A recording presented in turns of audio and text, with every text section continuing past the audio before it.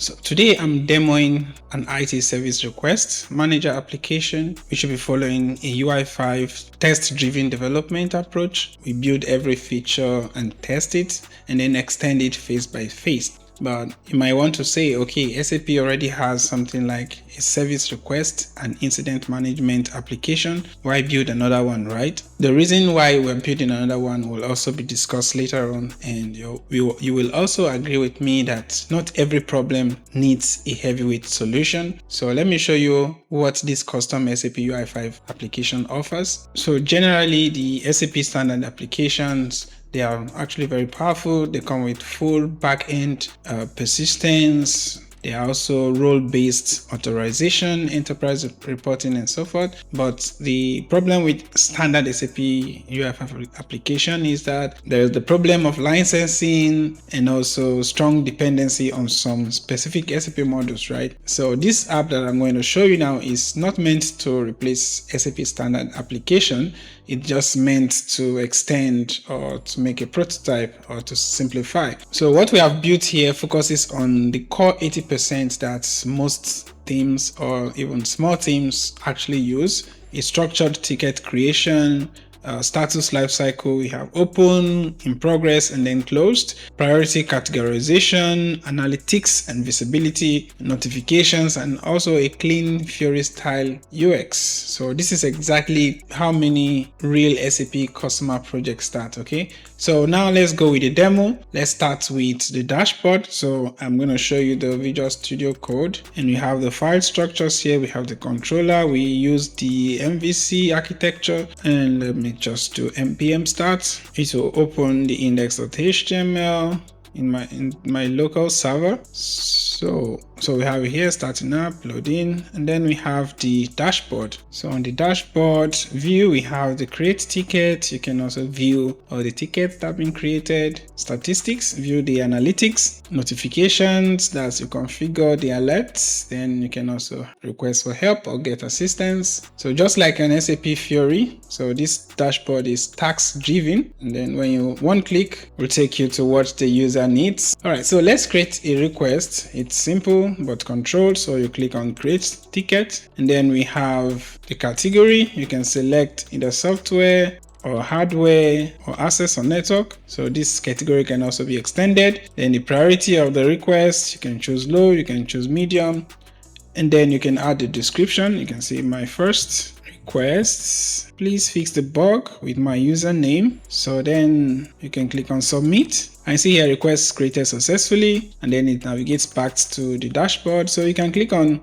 view my requests, and you can also see previous requests that have been created, and the one that we just created has an auto ID generated. And look at the category, software, priority medium, the status is open, the date it was created. You have some action icons here, edit and delete. All right, so you can also click on more to view other requests that have been created before now. So these are just sample sample requests that have been created, right? So this one you can click, it takes you to more details to get the request details, and then you see the description. Okay, so if you fix the request, you can click on edit, and you can change the priority level, you can change the status, you can change it to in progress, and then click on save. You can as well delete the request. Of course, later on this will be role based. So here we focused first on just clean UX validation and structure. So backend will come later. So because if you want to create a request and forget to enter the description and click on submit, you get a warning.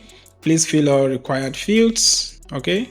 So if you also go to my view my requests, the search bar also works. So this view mirrors what you see in SAP's my service request app. So let's select here in progress.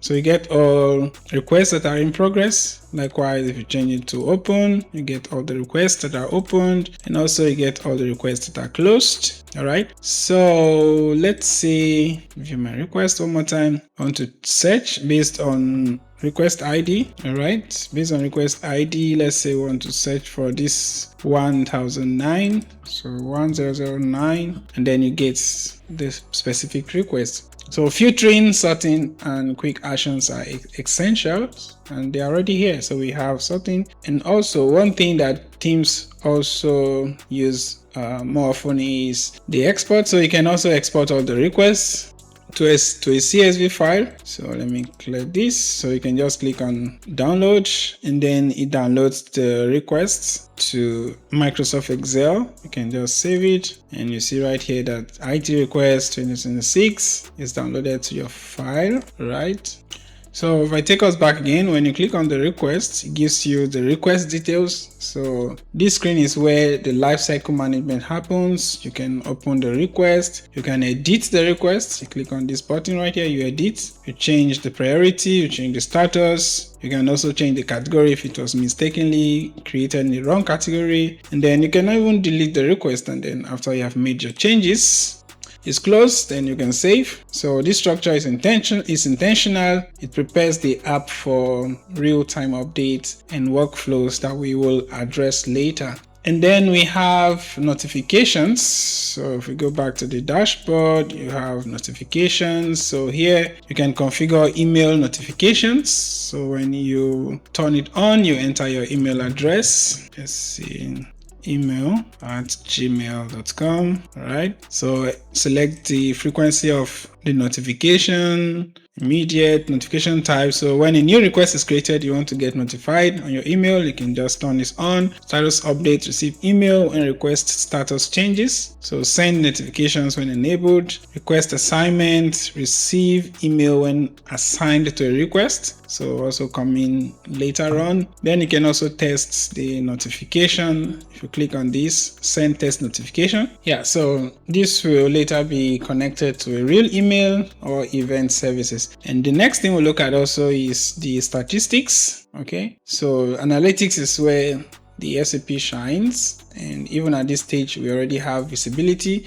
So our statistics dashboard, we can see the total requests that have been created, the number of requests that is open, the numbers of requests that is in progress, closed requests, average resolution, and then the satisfaction rate. So here you can also view requests by status. So the percentages. So we have 6 requests that are open, and the percentage is 38%, and 4 requests that are in progress. That comprises 25%, and closed requests and 6 requests that are closed, 38%. And likewise, you can also see the analytics requests by category. So based on software, we have 5 requests, 31%, hardware requests, also 31%, network requests 19%, access requests 19%, and you can also see the priority distribution. So the critical, we don't have any critical requests, and you have 6 requests that are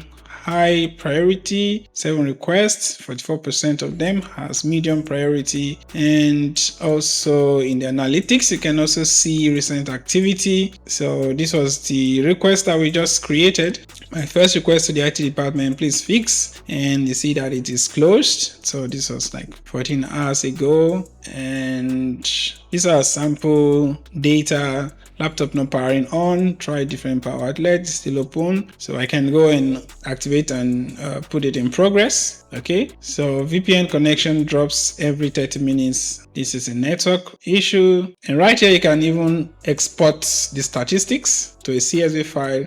And one interesting thing about this dashboard is it automatically refreshes after every 30 seconds, and it gets updated when new requests are created. Okay, so the time is just to allow it to make adjustments and calculations and give you a perfect analytics. All right.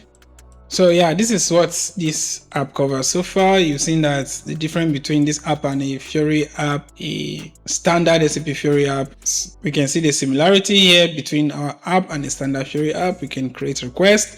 We can see the status lifecycle. We can group the request based on priority and the category.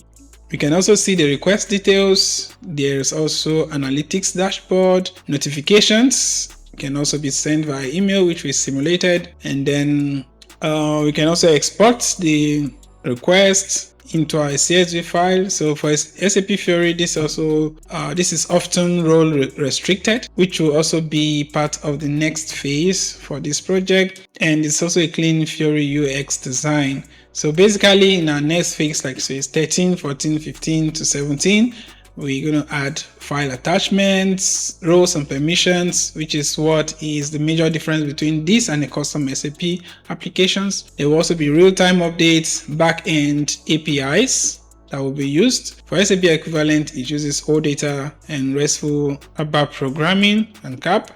So basically, this app demonstrates SAP UI5 best practices, Fiori UX principles, scalable architectures, and a clear path to SAP Business Technology Platform, RESTful ABAP programming, or CAP integration. So if you are a client or you are a customer, you are a student, or you have a company and you want to have this simple, lightweight application integrated into your SAP system, please don't forget to reach out to me in the comment section, and then we'll complete the rest of the application. Thank you for watching this demo, and see you in the next video.